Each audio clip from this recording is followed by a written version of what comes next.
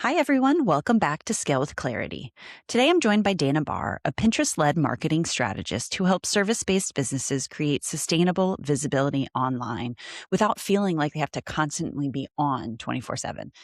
And I'll be honest, before this conversation, I mostly thought of Pinterest as recipes, home design inspiration, and maybe planning a brand photo shoot. But Dana completely shifted my perspective on what's possible when you start thinking about your content as long term assets instead of temporary social media posts. We talk about how Pinterest functions more like a search engine than social media, why repurposing your existing content can be one of the smartest ways to scale sustainably, and how to create visibility that compounds over time instead of disappearing after 24 hours. But beyond the tactical conversation, we also talk about entrepreneurship, pivots, burnout, motherhood, and building a business around the season of life you're actually in. If you've ever felt exhausted trying to keep up with content creation or wondered how to market your business in a way that feels more strategic and sustainable, I think you're really going to enjoy this conversation. So let's get into it. Welcome to Scale with Clarity, the podcast for entrepreneurs who are building a business and a life that actually feels good. I'm Brooke, fractional CFO, strategist, and mom of three. And I've learned that scaling isn't just about hitting revenue milestones. It's about finding alignment between your big vision and your everyday reality. Each week, you'll hear honest conversations with founders who are redefining success on their own terms. We'll talk about the pivots, the aha moments, and the tough decisions behind the scenes. Plus, the surprising ways entrepreneurship becomes the greatest personal growth journey of all. Whether you're dreaming of leaving corporate, navigating the messy middle, or trying to grow without burning out, this show is here to help you scale with more clarity, confidence, and ease. Because building a business should expand you, not deplete you. Let's scale with clarity together.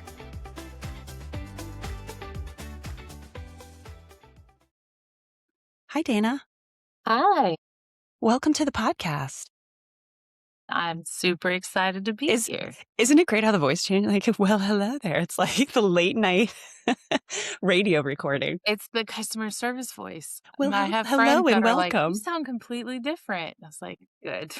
Thank you for coming on the podcast. Can you start by introducing your business and what you do? So my business is, I'm a Pinterest-led marketing strategist. So I look at how to connect the dots between what people are searching for and that buyer data and buyer intent to your content that you already have created, the services you have, blog content, podcasts, anything like that. I create systems for stability and to attract clients over time. And that is a much more sustainable way to scale than it is to be on all the time, 24/7. So that's everything that I do in my business. Yes. Okay. To start, and I was telling you before we recorded, so I want all the listeners to know, I'm on LinkedIn. Well, clearly I have a podcast. Hi, everyone who's listening, but I'm on LinkedIn. That's my main thing. I have Instagram and YouTube because of the podcasts and stuff, but I am zero knowledge when it comes to Pinterest, except for when I need to cook like I need a new recipe, or I want to redo a room and I need some ideas, or perhaps the one time I've gotten a brand shoot and they're like, put a Pinterest board together so I know what what you want. So I was directed there. So our listeners are a variety of service-based businesses. There's creatives, certainly, but there's like coaches and consultants. So I guess the first question is, who is Pinterest for? What businesses does it work for? Or what ones is like, it's probably not optimal for you?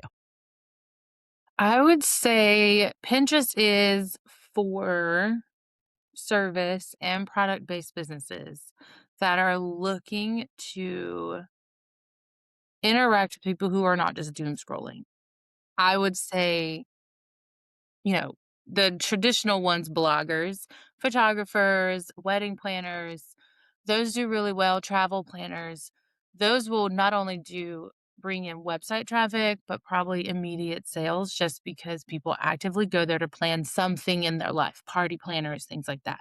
However, I am seeing a shift in other industries who are wanting to tap into demographics that they wouldn't normally have through other traditional means of marketing. For instance, last year, Pinterest is doing their big annual conference and like showing what's coming up in trends, what they've seen in the past year. And Buick was one of their largest clients, and you would never think, well, a car company should market on Pinterest, but they did, and they saw an increase in sales in the ways that they approached their marketing because they were able to tap in. So I personally say Pinterest is for anyone who motivates, inspires, educates, and solves a problem for their clients. So that's everyone. I love You that. just have to approach it differently depending on your niche. So, I know I'm familiar with, so again, like some of the visual first services like branding and photography and, like you see the pictures of like wedding planning and stuff. What about video? Are videos on there too? Like, is that like, so take my podcast, for instance, is that a event? Like, should I be looking at Pinterest as an output, a place to kind of put videos, or is it real image first? It is honestly, it's both. Video content is doing extremely well on Pinterest, and it's a great way to repurpose things. So, it's Pinterest is built for discoverability. It's a platform that works closer to Google than it does social media. So, and most visibility is rented. So if you're only putting using your example, your podcast, your clips as reels on Instagram, you don't own that audience. You're trying to get them off of Instagram to your podcast page, to your website, to wherever it is that your podcast episode lives, because you own that space.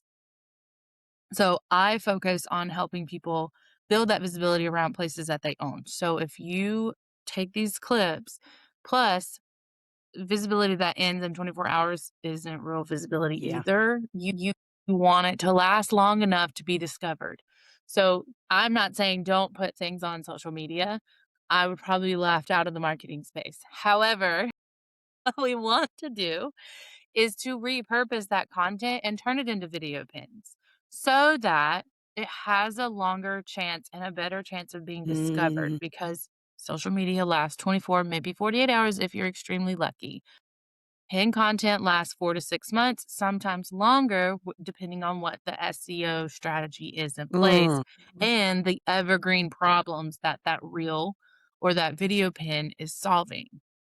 So, what you focus on today. So, if we talk about time management today, time management is about as evergreen as it gets. People Yeah. will always be looking at how to better manage their time towards the end of the year and the beginning of the year because they're doing all of these internal audits. Or if it's more on the personal side and you're like a mompreneur or just a stay at home mom, those are going to be around holidays. They're going to be around school and Yeah. summer. Time management will pop up in those searches as well. So your podcast, your blog posts, your guide, whatever it is that you have that helps them will pop up year after year after year because that visibility, that content is relevant. And Pinterest doesn't care if it was 3 years ago. If it's still relevant to the search that they're looking for, it's going to show your content. I love that. That was one of my questions because as we're like inundated with social media channels, and a lot of my clients are trying to post on, honestly, Instagram multiple times a day and keep up with the stories that disappear after 24 hours and the reels and everything and the algorithms that are constantly changing. So what you're saying is Pinterest you can get real strategic about the content you're putting up there and who you're targeting in terms of the search parameters, meaning, like you said, time management or whatever it may be that you're trying to target, the audience you're trying to target, and it will stay up there into perpetuity. I mean, you said 4 to 6 months, but also like several years. It can be as Mhm. long as somebody is. So, is there an algorithm behind Pinterest that you have to kind of know how it works, or is it really knowing your audience and what they're searching for and using that in the content and or the description that you're putting it under it? There's always an algorithm in some way, shape, or form, but Pinterest algorithm is more, like I said, about relevancy. So every piece of content you've already created is something that people can find later, almost like a bookmark, which is kind of where like the Pinterest came from in the first place. That you're pinning it to a board to look at later. Um, Very OG Pinterest moment for that. That was kind Yeah. of their whole point. Yeah. So it linked like there is an algorithm, but really want you to know who your audience is and who you're talking to because there's millions of active monthly users. So you don't want to just create noise. You want to be relevant and you want to have a focused idea of who it is that you help support and use those keywords like magnets to pull them to your content. Whether like it everything links back. And that's Yeah. the best part about Pinterest is you aren't gonna get dinged for having your link attached to this content. You get amplified more if your link works and you don't get a 404 error or whatever it is, Yeah. or your content on that website aligns with what is on that pin content because it's relevant, it looks good, it's supportive, it's solving a problem.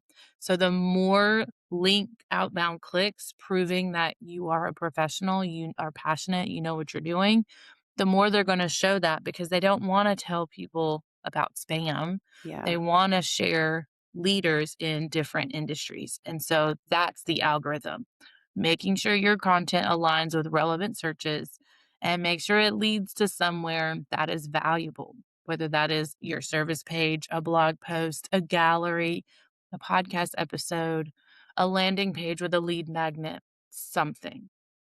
I love that. So when I'm thinking about the clients that are, again, maybe the designers, the logo designers, for instance, the graphic designers, and they're posting on LinkedIn, or sorry, on Instagram a ton anyways, these images, they're trying to get people back to their webpage through, linking DMs or linking comments. They could actually be repurposing that relatively easy, it sounds like, and posting that on Pinterest as well, correct? Like it seems like the same thing and very easily then have that lead to their website. Absolutely. You actually can link it to both because you can pull a link from that social media post. So if the caption on Instagram ends with comment logo and I'll send you XYZ, that's probably a mini chat or some other automation. So you can funnel people to directly to your website, but you also can now almost cheat the algorithm that is on Instagram by funneling traffic Mm, to that one post where they'll comment and then they'll be added to that automation. So there's two different ways now to naturally guide them into your ecosystem. I love that. I love ease and multi-purpose like your content across. Yeah. And I hadn't thought of it in terms of, I mean, this is eye-opening for me too, this podcast. I don't do anything on Pinterest, but for specific, and now I guess my next question, because then this will be very selfishly, I'm asking you for myself too. For Go someone, away. for someone, how much you're going to send me an invoice after this? How much are you going to No, owe for I the promise. consulting? Um, for someone just starting out, I want to know like the first couple steps, but what I'm hearing you, and I guess this is leading, you can slap my hand down, is I need to get really clear, as you do in any business, but really clear on the person, the client that you're targeting and the problem, which is basically entrepreneurial 101, right? Like, who are you targeting and what's the problem? Mhm. From there, if you're pretty clear on it, what's the process on Pinterest? Like, what's the first, like, if I'm just starting off and have like 3 other social media platforms, what's the biggest impact on Pinterest for me? I think is really understanding what people are searching for, and you're using that to your advantage. So, in addition to looking at Pinterest trends, which is something that you have access to if you have a business account, which is free, you can see that people are searching for things like how to get clients as a coach, marketing ideas for service based businesses, even how to start a podcast are things that people are looking for on Pinterest, but they're also going to Google for. And so having a good pin strategy with the backlinks and like that social signature allows you also to rank higher on Google because you're utilizing SEO in a very strategic way.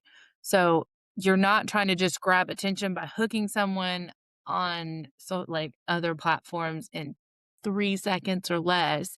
You're actively answering something that someone is already looking for. You don't have to hook their attention. They're already hooked in finding a solution to their problem, and your content is answering that. So that's how I help, and I recommend people get started is by taking a glance at what they've already created and then turning it into multiple entry points, all leading to the same place. Because you can have 10 questions that one blog post or one podcast answers. And so you want to have 10 different search variations, all leading to the same place. So it takes a lot of, "Oh, I have to create a new podcast every or a new blog post every single week." You don't. You can do 1 blog post a month and now have 10 different variations, but they all lead back to it, so you don't feel like you have to do a new one every week. I was doing that, and it was exhausting, Yeah. and so I stopped. Well, learn So, from for yes. example, like this episode right now that we're recording could become how to scale without burnout, from corporate burnout to business owner, how Mhm. to build a business that supports your life. And then each of those phrases or, long tail keywords as acting as a pin title will lead back to this particular episode. And is the image like is it an active image that you would put on there to link back, or is it like just like the cover image of a podcast? What do you see on there for like You can do both. yeah. I've seen people do just like it's a pin size. Um, image, and it could be the logo with, like, updated, episode title. You can also turn it into a quote, like, if there was an Mm, interesting mhm, quote that's, like, mhm. Riverside pulled from this. It could be a video pin of the different clips, and then you can do it just depends, but static images and video pins both would do really well. Gotcha, because I like, again, going back to LinkedIn, it's like, keep it under a certain amount of, like, seconds because, again, that is a scrolling thing where you wanna you gotta keep people's attention. So Pinterest, similar, like, if you can have, like, a short reel, like, 20 seconds or something, that you would put on there. Nothing you're not gonna put a full yeah, okay, okay. I love that, and what I love especially see, this is we were talking about before we started recording about just the whole mindset you think you got it figured out, like, all the time, and then you learn something new, and a little bit is consistency. So the purpose of this episode, especially if everyone is like, "I am doubling down on one social media," is not to then, like, scatter your brain and do a bunch of things. But I love what you were saying about like, I could go back into my archives of the last, honestly, like, 2 years of content creation and podcast episodes, but also, like, just newsletter posts and for me, specifically, being a fractional CFO, which I've never thought of, like, let me put spreadsheets up on Pinterest, but I do have lead magnets that are helpful to people, solopreneurs starting up. And so I could go back and repurpose that and just like, I'm not recreating. I'm literally putting something, an image up I already have it, but just sending the link back to webpage or the podcast or Absolutely. whatever it may be. I think a lot of mindset shifts around when we think of scaling, we think about doing more. Yeah. And scaling is not particularly about doing more, it's about building things that continue working without you. So that spreadsheet, those lead magnets that you have need to continue in a way that without you constantly creating the Yeah. next lead magnet. Use what you have, it still solves a problem. Just put it in a infrastructure or a workflow that allows it to continue to meet people's Yeah. needs in a variety of different ways. But it's all from the same thing. You didn't have to create more lead magnets. You have this one. So I love that answer, Dana. For working with you specifically, is that something you do with your clients? Do you look at what their existing body of work is? Do you help them figure out like what is the problem you're solving? Like what are we going to target from in terms of like the search optimization on Pinterest? How does it work when they work with you? I always start with what people already have. So I send a very in-depth questionnaire to really get to know your brand, your voice, how you speak, who your ideal audience is, what are their, pain points, short term and long term. What is like their worst case scenario feel like? But then I flip it to also understand what is their best case, their dreams, their desires, the best day of their life after working with you. What does that look like? And we kind of blend those two together so that when I'm creating content, I'm answering or I'm touching on both of those things at any given point. So, Pinterest, I mean, I try not to overcomplicate it. You Yeah. just need to start showing up in search. And so whether it's auditing, like I don't do website branding, I'll be very clear, but I have seen through Pinterest, if I lead you to a website that doesn't match the pin content that Mm, attracted them, you'll have amazing traffic, but you still won't meet your sales or your closing rate because it's almost looking at two different people. And so I audit every part of the ecosystem to the yeah. best of my ability, and I will make recommendations. But that's what I do is I with my clients, I look at everything. I look at what you already have, what you own, what tweaks we need to make, but then I build a infrastructure ecosystem so that we're not just going for quick spikes. We're going for a consistent growth of visibility, website traffic, and then letting your work essentially sell itself. So that I by the time they book an inquiry process with you or inquiry call or, purchase something if you're product based, they've already been in your ecosystem enough that the call is less trying to convert them. It's just validating, yes, you are in the right place. I can help you. Here's what I love about that, because a lot of my clients, again, I talk to them a lot about their numbers and what they're investing in and what makes sense, and as you're Scale with Clarity is my business, so as you're scaling, essentially, like, what's the makes the most sense to put your money? And I see a lot of people um, in a hopeful state, putting money in a bunch of different things, like, let's start here, let's Mhm. start here. And I love what you just said too, because there's two things. And you talked about scaling, which is like, that's like jumping in my world. I love that. Is scaling is not more, it's doing it in a smarter way, more efficient way, and hopefully making your life easier.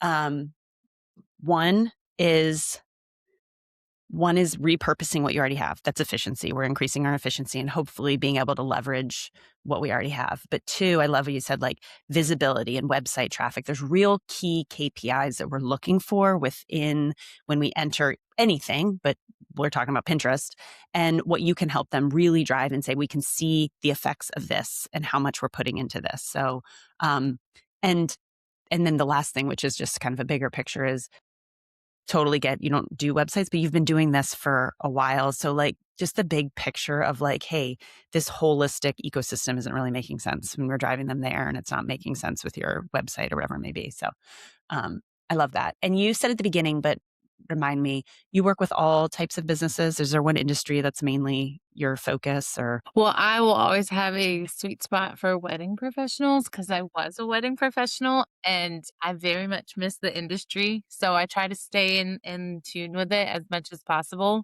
I was a wedding planner and then I went through a divorce. There was a lot of life shifting and then the pandemic happened. And so I pivoted very quickly to supporting wedding professionals, honestly, as a business manager, because I know how to create timelines, I know how to talk to other vendors, I know how to help a stressed out bride or, a mama bridezilla or whoever else. I Mhm. understand how to talk to them. You've seen it all. But but doing trying to find childcare for 3 children, and one was a newborn, while trying to go do a wedding was more work and stress than it was to go do the wedding itself. So I had to pivot because it was no longer a stable option for me to do wedding planning part-time in the season of life that I was in. So I pivoted to supporting them, and it was through working with them more closely Yeah. and understanding the industry that I saw that gap of marketing and visibility because most wedding professionals will do wedding expos, those bridal expos, where you can meet hundreds of couples planning their wedding now in the next year, but those did not go virtual like a lot of other things. So overnight and Yeah. for months, you had no access to lead lists to attract people to your website to have those face to face conversations. So a lot of people were leaning heavily on social media, and everybody was honing in on keeping their revenue as much as possible because these weddings were now costing more because you had to keep pushing dates, Yeah. but you Oh, can't yeah. charge them for that. So Pinterest was the solution that I found to people were still planning, maybe more hectic, but they were still planning Yeah. and they were still going to Pinterest to find it. And so wedding industry is where I like to spend most of my time, but my client roster includes podcasters, business coaches, interior designers. I do have a bookkeeper Oh, who I create content for. I take their blog content and repurpose it. So I can work with anybody in the service-based industry. It's just a matter of, really honing in on who you are. Dana, one, you're wonderful, but two, thank you for sharing that because so many of these episodes, that's actually a lot of what we talk about is just more the personal side and the pivots that are needed in entrepreneurship and the different seasons of life, which you've lived and you know exactly. And I love that it's like you kind of follow the breadcrumbs because a lot of people I work with are very early stage and some are even with still at corporate and looking to leave. Like, how do I start my fractional practice? Like, what are the first couple steps? And I am always like, one, action breeds clarity and confidence and everything. So take it. What are the small steps you can take? But also follow the breadcrumbs of happiness or what people are asking you, what you already do. And that sounds like that's exactly what you've done is kind of like follow that. And who knows what the next step, because you have now this like, your passion is still wedding planners as it should. I totally get that. You have wider client base and who knows where that's going to lead to. But I love like just the underlying lessons there too of like you just keep following it. And that's the kind of the beauty and also the scary part of entrepreneurship is like you can make it what you want and then but also there's like kind of no parameters. So it's like the wild, wild west out there of like where you want to go. So Well, especially because there's not a lot of Pinterest people out there. So no, I was like, how random of an idea is this? Is I it going to work? And I dragged my feet for like a couple of really, years before, yes, because you just because had, you're because like, this no hinge one's going to meant want I had this. clients. Well, it was working for the clients because I did it for free. So they didn't have to pay extra for it while I was testing it. I was like, "Hey, I wanna do this," so forth and so on, and I had stable clients. So transitioning to something else where I no longer offered it was scary, and I did lose almost my entire client roster one in a year, and it was scarce. Yeah. Yeah. And I was not paying myself a whole lot of money, like, I was basically working for pennies, and it's slowly starting to build up because everything I do is organic. I don't it's only at the end of last year that I have opened up the idea of paid ads, not that others should not do them, but I built my entire business with repurposing and networking Yeah. and welcoming people. It was only until last end of last year that I opened up the idea and possibility of paid ads, which I'm still figuring out to this day. And through Pinterest or paid ads or where are you exploring that? I'm collaborating with someone that a marketing agency, Maverick So Ads across. Yeah. Advertising. So she is helping me with meta ads and Mm-hmm. I am doing her Pinterest. There are Pinterest ads available, but she's not doing those for me. I am going to be testing those out probably this summer because I'm just curious. But the research that I've seen so far from other Pinterest marketers is that the cost is about half the price as Meta or Google ads. So you get more bang for your buck and you can test it out on this platform. And if it works, then it would probably do well on like Google ads because again, they operate in a very similar way. From a search Don't perspective quote too. me on that because obviously I don't do ads, but Tune that's back where in the a couple research has months. led me so far. No, I love that. And thank you for sharing too at the beginning of this year. Cause like I just know for me, and the reason I found you is through we're in a community together. And shout out Entreprenista. And I think you had posted, and I hadn't even thought, like you said, people aren't doing it. It's like I hadn't even thought of Pinterest, like honestly, especially because of my world, but a lot of my clients are in that creative world. But for me too, I was like, that I think that is the key is when it can be scary because you don't see people doing it. So there's not like a path or like, oh, that works. I see them, they're successful. But that also means there's a missed opportunity. There's something there that's needed too, which then like even Mhm. just seeing your post about what you do, it like had me question. I'm like, oh, like what is the opportunity there? And like you're the one that I don't know anyone else doing it. So let me chat with you about it. So keep going. Good for you. I think that's the big like, no one does think about it because everyone still has this virality mentality, and that is social media. You are trying to go viral on social media to reach a lot of people, and it's just spiking. And Pinterest isn't about that instant traction. It is about compounding visibility.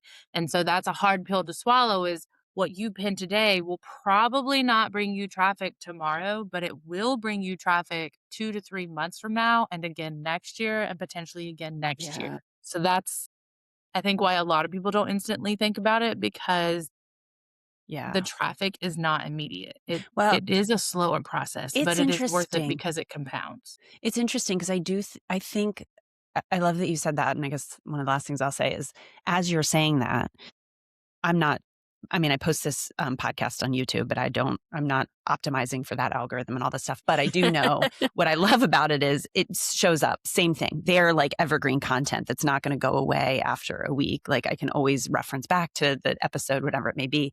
And similarly with my biggest audience is LinkedIn right now, and they just recently released, they're really going towards trying to get away from the like viral stuff, and they're really pushing lasting content that resonates with a target. So their new algorithm is AI driven, and it reads your posts and it really pushes it to the specific people. So some are like really disheartened because it's not working anymore and they're not getting these huge spikes, but it's the right people. And that's kind of what I hear you saying around Pinterest too. So it's like, r- it's switching your mindset from it's not mass, it's the right people. Like you're finding the people that are Yes. actually searching for that content. So the conversion is a lot quicker because it's the person that's already looking for you and not some random person that has nothing to do with your content. Yeah, this has opened my eyes to a whole kind of another area to just explore, and not in a, um, I guess, scattered way, but just kind of thinking about my existing content already and how it can just kind of target the similar people. So thank you for sharing all that. How do people reach out to you if they are interested to learn more or want to work with you, want to hear more about Pinterest? So, if the conversation resonated, I can be found on Instagram at danas.desk.nc. Um, my website is probably my biggest hub, and that's ddvirtualmanagement.com. I got in a fight with Meta, and everything was DD Virtual Management, and I lost, but I refused to make a new domain because all of the hard work that went into that. So that is the two best places to find me. I would say for anyone that's listening, if you're in a stage of where you're just getting started and don't want to overthink it, my styled pin collection is probably the best way to get started on Pinterest, because it provides you with templates and structure from the beginning so that you can start turning your existing content into Pinterest content. Um, and then there's monthly pin talks. I sent an email out about it this morning, actually. There's monthly office hours where you can come and we can look up keyword trends together. We can look at your existing Oh, content I love and, that. connect the dots with the style pin collection templates that are coming out or have already come out and you're still like struggling with that. It's just a really great way in community to like test this new platform, not new, but new to you platform without the expensive price tag because it's only $32 a month. Yeah. Okay. I love that. I will put all that in the show notes for anyone who's interested. Dana, thank you for coming on, taking the time, sharing all your expertise, and honestly, the work that you do, helping those that, there's a big opportunity out there that I think maybe is a little untapped, especially at least with my listener base. So thank you for sharing all that with them. Absolutely.